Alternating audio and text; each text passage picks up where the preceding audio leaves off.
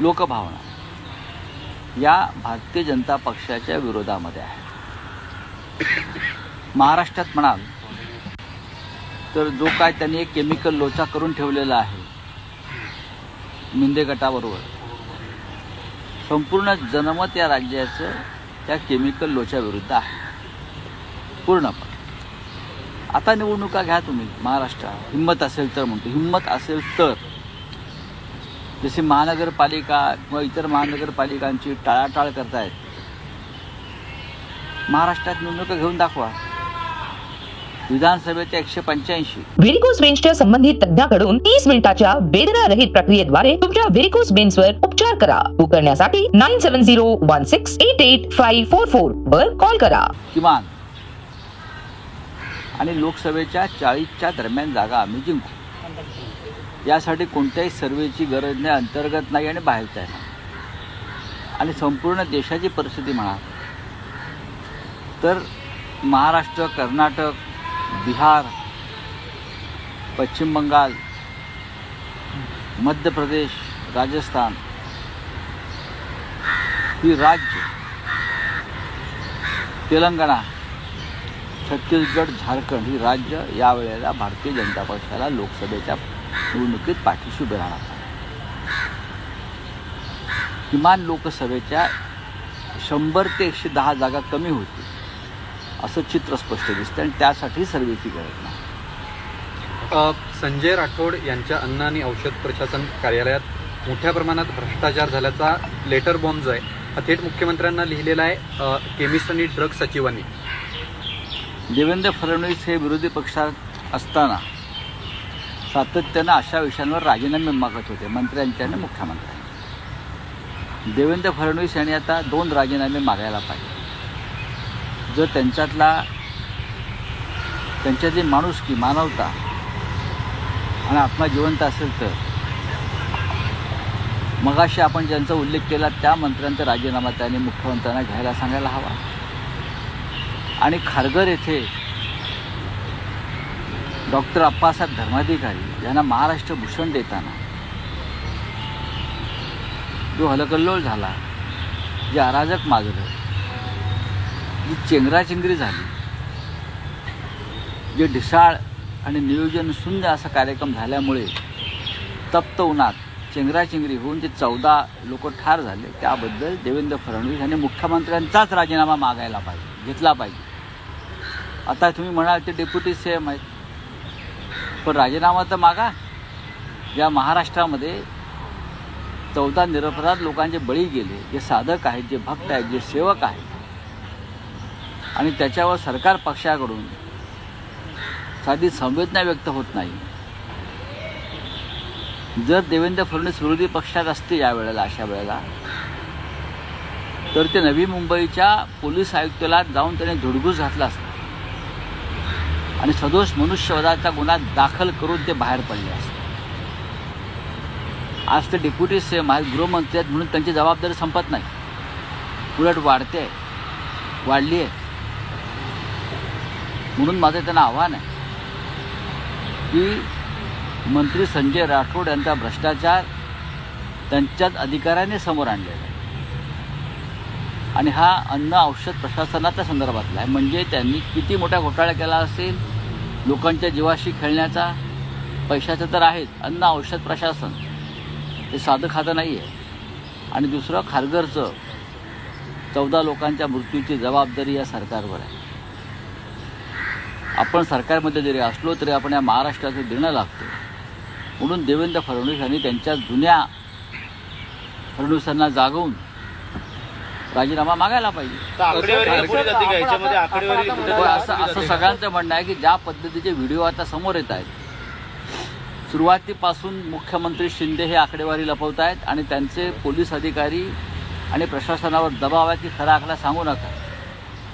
ज्या दिवशी दुर्घटना घडली त्या दिवशी हे 14 लोकांचा मृत्यू झाला होता आणि हा आकडा 20च्या वर आहे असं तिकडे स्थानिक लोक सांगत होते.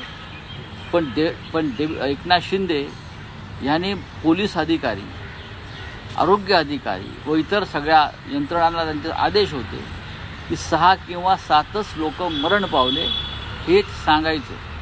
पण ज्यांच्या घरामध्ये ही दुर्घटना घडली आहे, जे मृत्यू घडले आहे, ते आता हळूहळू समोर यायला लागला आहे. हा आकडा आज 14पर्यंत गेला आहे.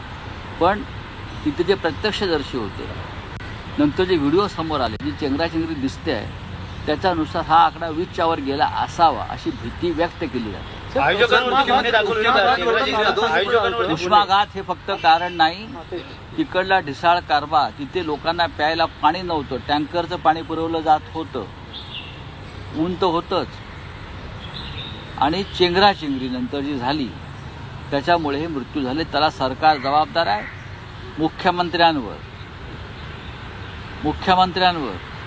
आयोजकांवर, सांस्कृतिक मंत्र्यांवर सदोष मनुष्यवधाचा गुन्हा दाखल करायला हवा की नाही हे देवेंद्र फडणवीसांनी स्पष्ट करावं.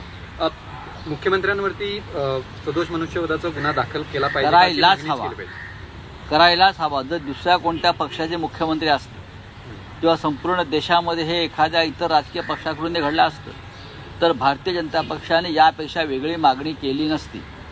सर, काल अजितदादांनी सांगितलं की पूर्णविराम दिले कालच्या ह्याच्यात. चांगली गोष्ट असेपर्यंत मी राष्ट्रवादीच असणार. बघा, आम्ही सगळे अजितदादांवरती प्रेम करणारी माणसं आहोत. महाविकास आघाडी घट्ट आणि मजबूत राहावी या मताचे आम्ही आहोत. आम्ही महाविकास आघाडीचे चौकीदार आहोत असं मी नेहमी म्हणतो. त्याच्यामुळे काँग्रेस असेल, राष्ट्रवादी असेल, शिवसेना असेल, हे पक्ष जेव्हा केंद्रीय तपास यंत्रणांच्या माध्यमातून तोडण्याचा प्रयत्न होता तेव्हा आम्ही सगळे एकत्र असतो. शिवसेना फुटत असताना किंवा फुटल्यावर सुद्धा शरद पवार असतील, अजित पवार असतील, नाना पटोले असतील, सगळ्या प्रमुख नेत्यांनी चिंता व्यक्त केलीच होती. तशी आम्ही चिंता व्यक्त करतो. सर, असं असून देखील काल रात्री पुन्हा एकदा कुलाब्याच्या एका पत्रकारांच्या हॉटेलमध्ये एक बैठक झाली. ह्या बैठकीला अजितदादा, दिलीप वळसे पाटील असे महत्त्वाचे नेते उपस्थित होते. राष्ट्रवादी, मला माहीत नाही त्याच्याविषयी काही. हा त्याच्या पक्षाचा अंतर्गत विषय आहे. हा प्रश्न तुम्ही पक्षाच्या त्यांच्या प्रमुख लोकांना विचारा. माझ्यावरती खापर का फोडतायत? महाविकास आघाडीची वकिली केली म्हणून? मी बोललो ना, मी महाविकास आघाडीचा चौकीदार. माझ्यावरती खापर का फोडताय? आणि फोडण्याचं कारण काय?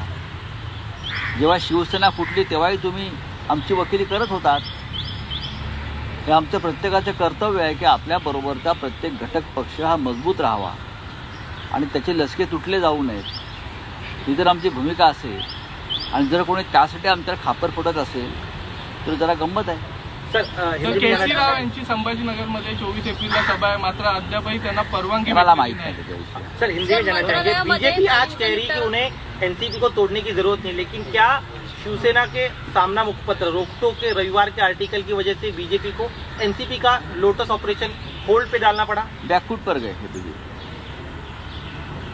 उनका जो नकाब था वो हमने उतार दिया. जिस तरह से इस देश की अपोजिशन की जो पार्टीज है ये तोड़ने के लिए जिस तरह से केंद्रीय जांच एजेंसी का इस्तेमाल किया जा रहा है, सबसे ज़्यादा इस्तेमाल पश्चिम बंगाल, महाराष्ट्र, बिहार में हो रहा है, आपने देखा होगा.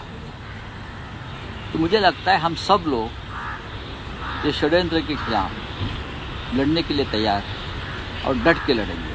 सर, आपको व्यक्तिगत तौर पे टारगेट किया गया है अजित दादा पवार की तरफ से, क्योंकि आपने सच कहा था, उस पर आप क्या जवाब देंगे? अगर मैंने सच कहा है इसलिए मुझे कोई टारगेट करता है तो मैं मानता हूँ कि मैं सच बोलता रहूँगा और सच कहता रहूँगा. और मुझे किसी ने टारगेट किया है इसके लिए मैं पीछे हटने वाला आदमी नहीं हूँ. मैं हमेशा सच ही बोलता हूँ. मैं किसी के बाप को डरता नहीं. ठीक है सर, इसका अर्थ ये है कि आपने सामना में जो लिखा था वो एक एक शब्द सही था अबाउट प्रेशर के एनसीपी के विधायकों पर दबाव? आज जरूर सामना हमेशा सच लिखता और बोलता है. इसमें छुपाने की क्या बात है? आप जाकर पूछिए हसन मुश्रीफ साहब को, उनके ऊपर प्रेशर है क्या नहीं. आप जाकर पूछे अनिल देशमुख जी को, उनके ऊपर प्रेशर है क्या नहीं. आप जाकर पूछे जितेंद्र आव्हाड जी को, उनके ऊपर प्रेशर है क्या नहीं. और कितने नाम चाहिए आपको मुझे बताइए. आप जाइए प्रफुल्ल पटेल जी के यहाँ और उनको पूछिए कि आपके ऊपर प्रेशर है या नहीं. जिस तरह से जांच एजेंसी सेंट्रल प्रेशर बनाकर फिर बीजेपी ऑपरेशन कर रही है, उसके ऊपर अगर हमारे जैसे लोग बोलते हैं तो जरूर बीजेपी को गुस्सा होना चाहिए और किसी को गुस्सा होने की जरूरत नहीं है. लेकिन सर, अजित दादा अपने बयानों से आप पर सवाल खड़े कर, आपकी विश्वसनीयता पर सवाल खड़े कर रहे हैं. वो क्या कर सकते हैं? मेरी विश्वास पवार साहब खड़े कर सकते हैं, शरद पवार साहब की बात मैं मानूंगा। सर जिस तरह से सर एक सवाल ये है की कि तरफ कल से बात- अजीत दादा ने जो सफाई दी उसमें कहा कि जो मुखपत्र में आप लिखे उनको अपनी पार्टी के बारे में लिखना चाहिए, क्या दूसरों की लिखे पार्टी में हैं? नहीं आपको लिखना मालूम है चाहिए। मैंने क्या लिखा है? बिल्कुल उनका कहना है कि क्या उनको लिखा है? आपने कहा था कि इस तरह के ऑपरेशन होने वाले हैं तो और उसमें गलत क्या है? ये क्या किसी पार्टी के बारे में मैंने कहा कि ये महाराष्ट्र में अपोजिशन को तोड़ने की कोशिश हो रही है? ये सच है या झूठ है? ये अजीत दादा ने बताना चाहिए। क्या शिवसेना को नहीं तोड़ा? क्या एनसीपी के ऊपर हमले नहीं हो रहे? ये शरद पवार साहब खुद बोल रहे हैं, उनके प्रमुख। इस प्रकार का एक पत्र शरद पवार साहब ने अमित शाह जी और मोदी जी को लिखा है, क्या मालूम नहीं किसी को? अगर इस बातों की जानकारी मैं रखता हूँ तो उसमें गलत क्या है? सर अजीत दादा ने कल जिस तरह से कहा कि हम अपने पक्ष की बातें रखने के लिए सक्षम है, किसी को हमारी वकालत करने की जरूरत नहीं है। इस पर आप किसने क्या की कहें? वकालत? वो कह रहे आपने लिखा और हाँ, मैंने लिखा है। लिखा और जरूर मैंने, और लिखते रहूंगा, बोलता रहूंगा, मैं काम करता रहूंगा। क्या लिखा है मैंने गलत?